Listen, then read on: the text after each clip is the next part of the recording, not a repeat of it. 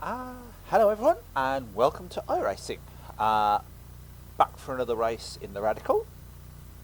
This is Watkins Glen and it was, I believe, the second race that went official in the new season. Not many changes to the Radical, though we have got stiffer springs, and there's been a few changes to the low tyre, the low speed tyre grip performance, which have been global across all the cars. But the car's still a great car, brilliant fun to drive, and I think we're just about to see just how good this car can be. Here's the start of the race.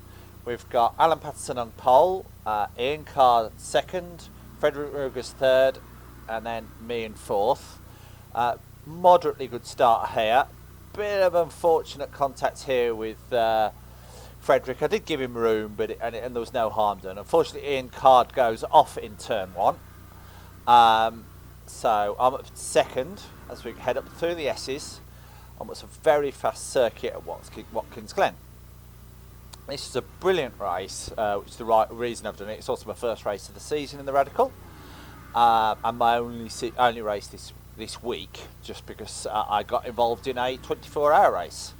Coming up to the loop for the first time, challenging Alan for the lead. He sits it right round the outside of the loop, which you can do. And the blue car behind me, which I think was the number 8 car of Thomas Williams. No, number 8, Lobsec Jordan, who had obviously made a very good start.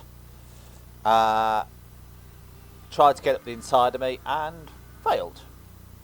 There's two great battles in this race, but it was just a classic example of good racing,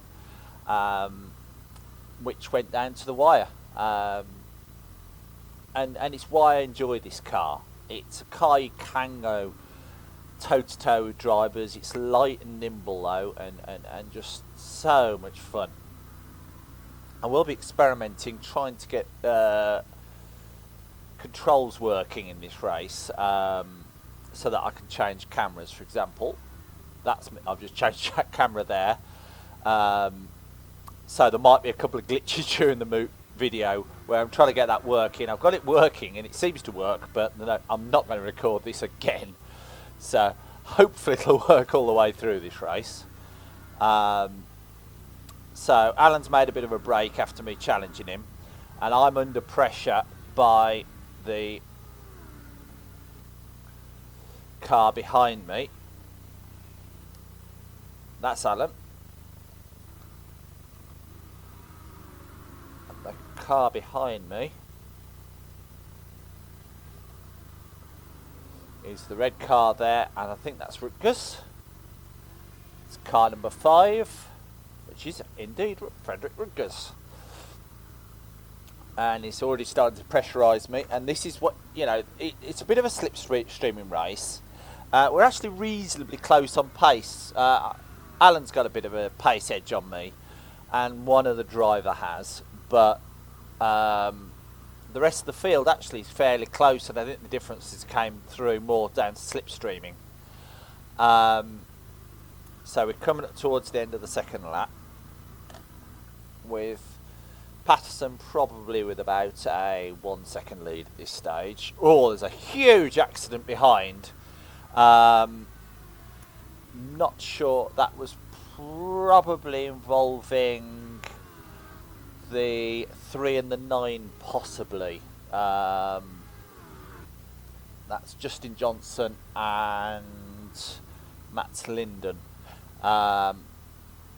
Possibly.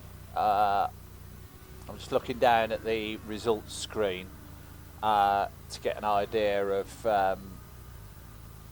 perhaps where cars finished, because I can't go back and look at it. Well, I can, but I'm not that experienced with the replay system. Anyway, coming up to the for the third time this is, and under all sorts of pressure. This is the thing about Watkins Glen. You can really put the pressure on by slipstreaming up that long straight to the loop. Rutgers is trying the same as Alan and makes a very, very good pass.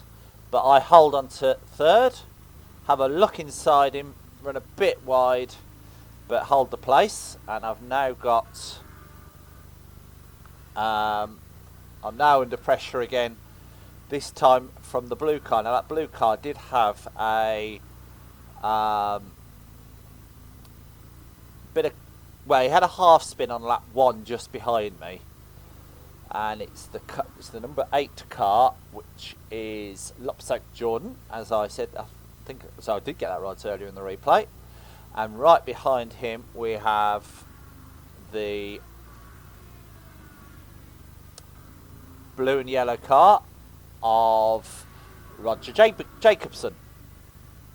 And as you can see, this is why this is such a good race.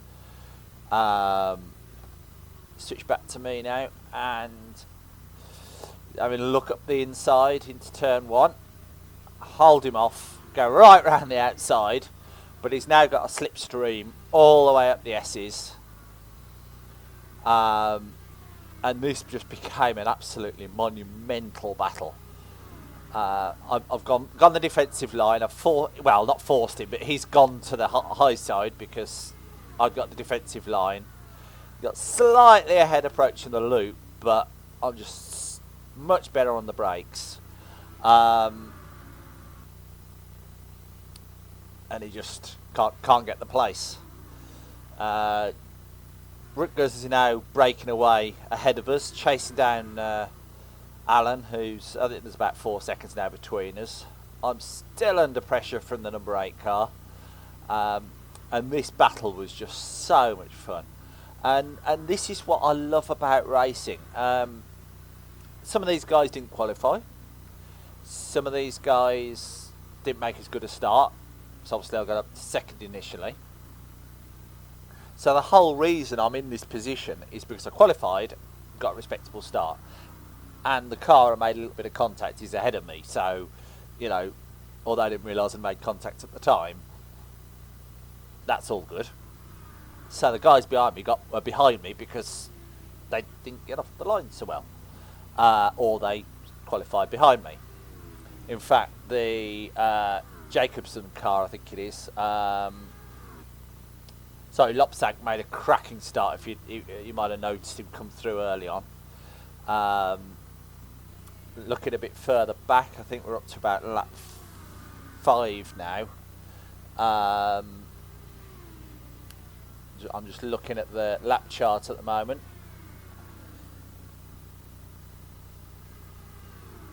I do. No, this is still lap 4. I think this is.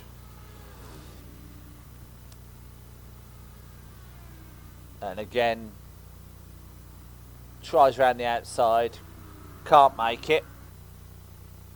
Can't make it stick because I think he was running a slightly lower downforce than me, and that's what, you know, is allowing him to get me on a little bit on the straights, but I'm able to hold him off under braking. Now that really annoyed me. It was probably the worst part of this race. He just nerfed me out the way, and immediately I'm under pressure from the number 8 car. Sorry, the number 4 car of Roger Jacobson, but managed to hold him off with a bit of defensive driving. And this is the thing to remember when you do have incidents. You see the back of my car slightly bent, but I don't think that really affects the handling.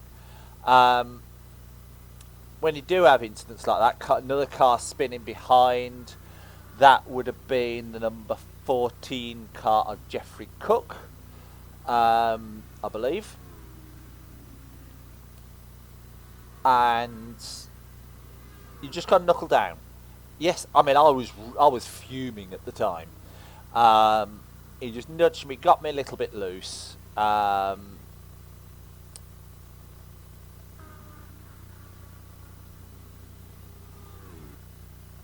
and just playing with the cameras a bit there. He got me a bit loose, snuck inside me, and didn't return the place. And if you're going to pass people through contact, then you've got to return the place. It's just the sportsmanship, you know. If race control had been in charge, it would have been straight black flag. As I say, it's the only race. This is the only race I managed this week, and part of it was I actually ran a 24-hour. Well, I didn't run a 24-hour race. An iRacing online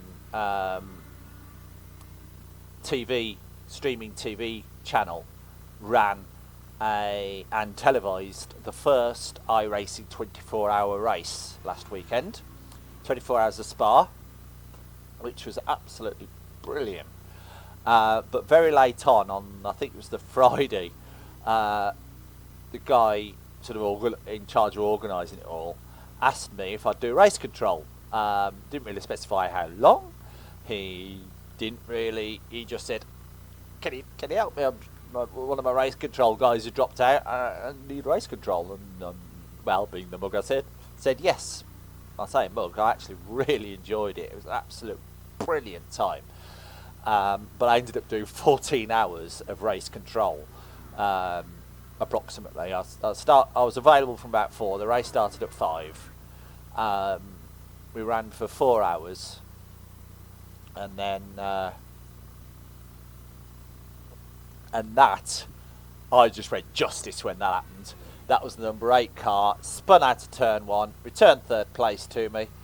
We're now up to lap 7. I'm looking on I can't see the lap chart. What I'm hoping to do is to be able to have a live lap monitor website thing alongside when I'm doing these videos, so that I can have a better idea. At the moment, I've just got the raw lap chart, and I can see where I really took place and things like that. So, yeah, back to these things. So I volunteered to do race control, which basically involved anything to do with organising the drivers. So it was the initial lineup for the start of the race. It was penalising things like that collision. I would have given the number 8 a 30-second black flag stop and go probably for that, because it was that severe. Lesser incidents would have got a straight black flag, or even less than that would have been a warning. And I was responsible for that.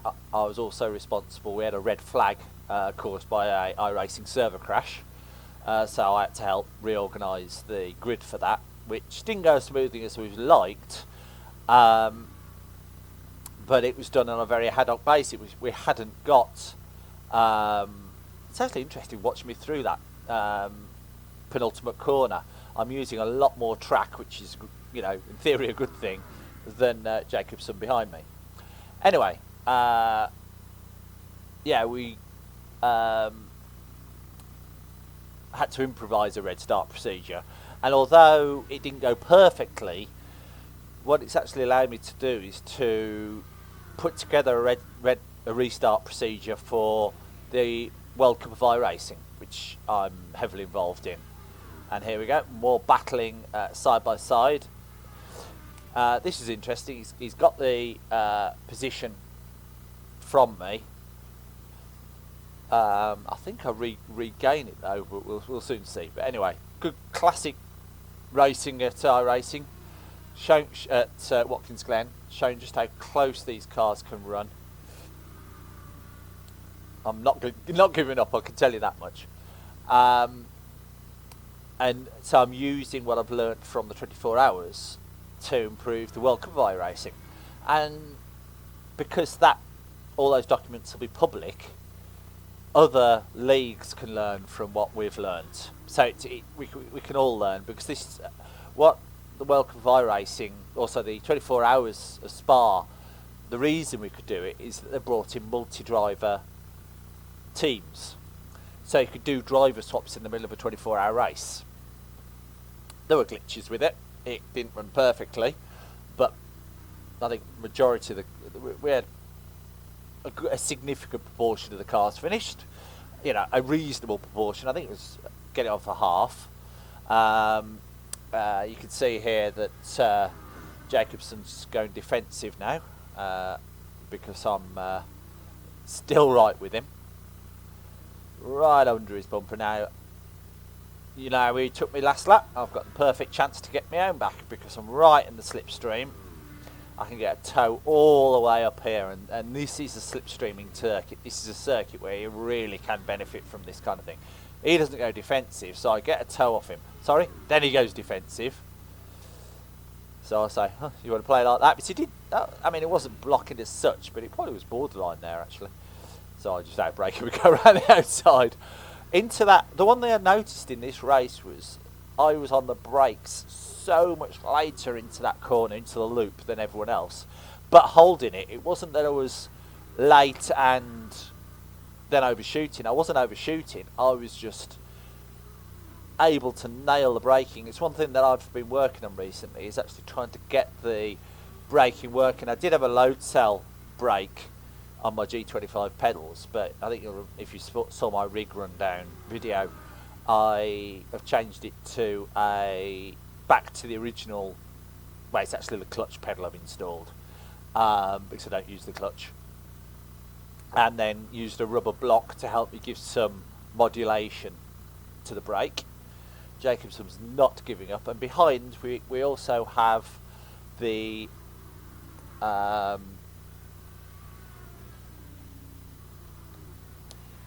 number 7 car, is that?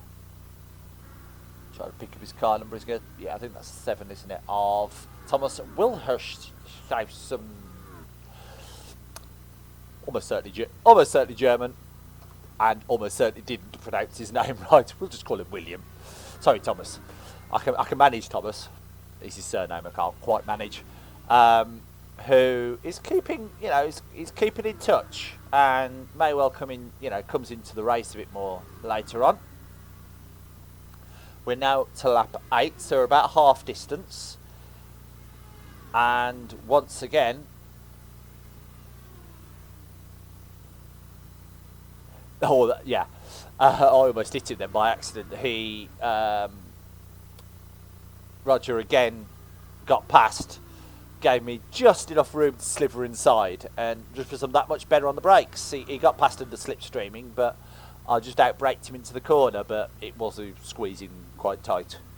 But yeah, so I learnt a lot from this 24-hour race, and because this multi-driver stuff is fairly new, it's still going to need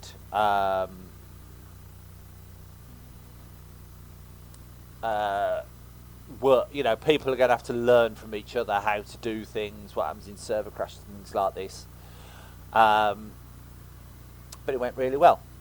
You can see that, in fact, Thomas is now really getting close, and he'll soon be in slipstream range, which, as it turns out, you don't really want with this guy. And this is just what was so good about this race, all this passing. It's not been a boring race. That's right. We've got defensive lines, you've got people out braking, you've got people passing, you've got people repassing. And up front, I can tell you that the Alan is still leading ahead of Frederick. But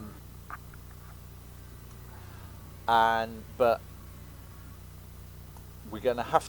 I do know there's 2 changes of position later on that we're going to have to try and do, or try and catch in this video, but they happen on the same lap, so I might miss them. But you can see now this is coming right down to a 3-way battle. We've got, at this point, 4 retirements, so they're likely to be Lobsack Jordan, the number 8, Justin Johnson, Ian Card, who crashed right at the start, and Geoffrey Cook. And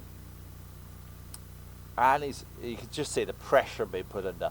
But soon, the number 4 car is going to be in a position where Roger's going to be in a position where he can't. He's got to defend and attack at the same time. Because you can see that Thomas has caught right up with us now, and we're a genuine 3-car battle for the 3rd podium spot. Coming round to the end of, I think this is lap 9, maybe lap 10. I think this is 9. and by no means the end of the battles. A little bit slower there for Roger, so he's now has got the pressure of the number 7 car behind him to worry about, rather than me ahead. And I think at this point it is more of a battle between those two for a few laps rather than me. I think I get a little bit of a break as the number 4 car has to fight off the attentions of the number 7. Oh no! Wow! I completely didn't see that. Yeah, I'd forgotten that happened. That was huge. Massive accident there for Roger. Good job it's a sim race, because this would be red flag probably with that. You really don't want a car crash there. Just looking, does that put him out the race? I don't think, no it doesn't. He does manage to continue. Probably pits for repairs and managed to keep going, but that was a massive accident. Under pressure from the number 7 car, probably just got himself just on the curb and bang. So that gave the number 7 the place, but the battle isn't over yet. It's now I'm under pressure from the number 7. It's coming down to a 2-car battle for third. Who's going to win it? We shall see.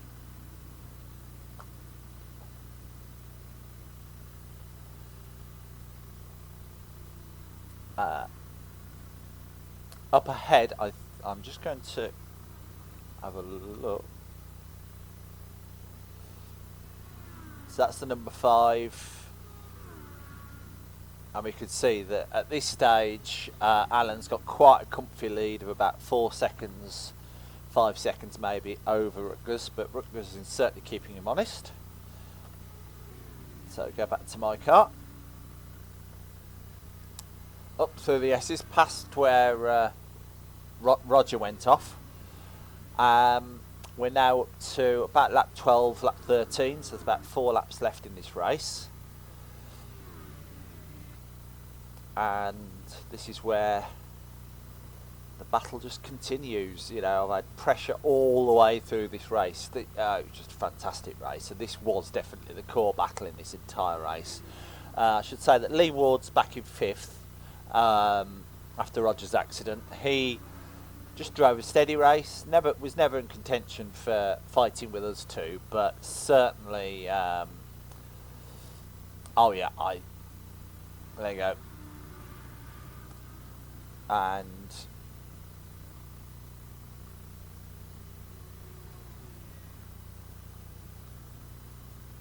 there, I think, is the leader spinning. So we did get both of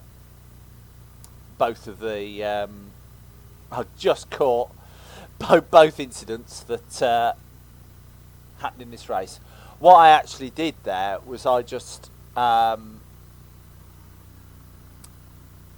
outbraked myself. It was as simple as that. I thought at the time might be tyres, but I just braked, touched too late, ran wide, and he was able to take advantage.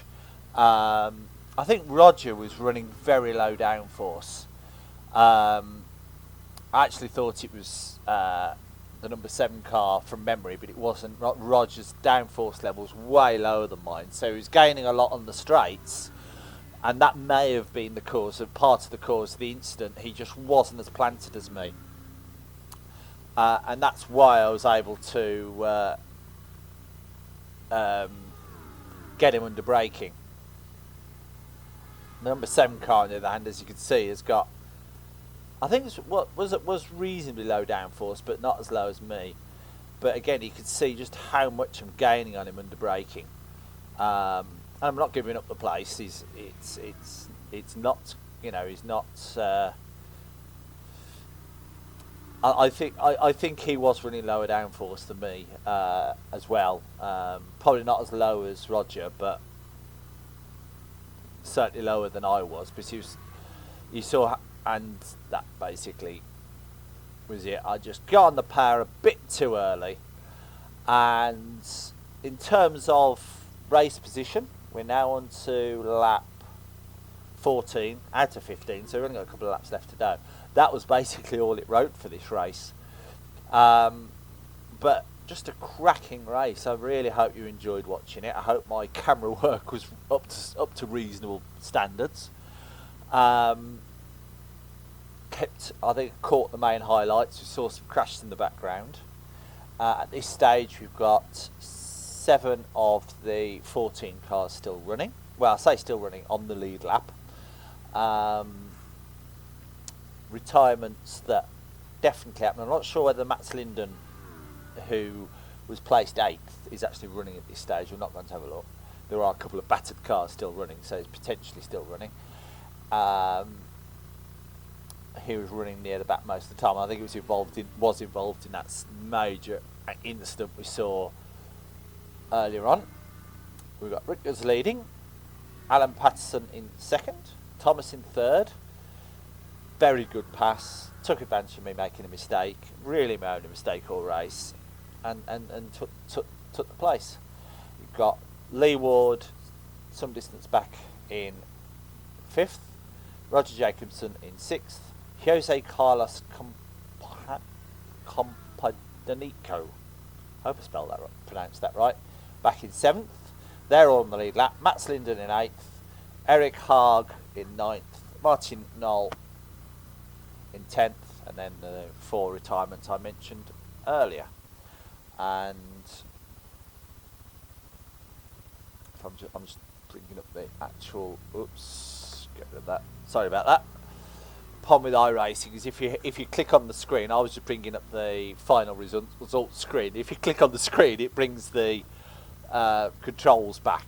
So I do apologise for that little glitch there. As we're coming towards the finish end of this race, Rickles took a 11.5 second lead. He saw that Alan had a bit of trouble getting going again. Thomas finishes 13 seconds back and me a further 7. I just rolled off the last few laps and obviously had that slight spin which cost a few seconds. Lee Ward is another 11 seconds back from that, with Roger nearly half a minute further back, and that was the end of the race. And then Jose was another half a minute back. It was almost lapped. Anyway, I really hope you enjoyed that race. It was superb racing, really close racing. This is why the Radical's so much fun. And we're at Mossport this next week, so I encourage you to give it a try if you're into iRacing. Hope you enjoyed the video, and I will speak to you soon. Ta-ra!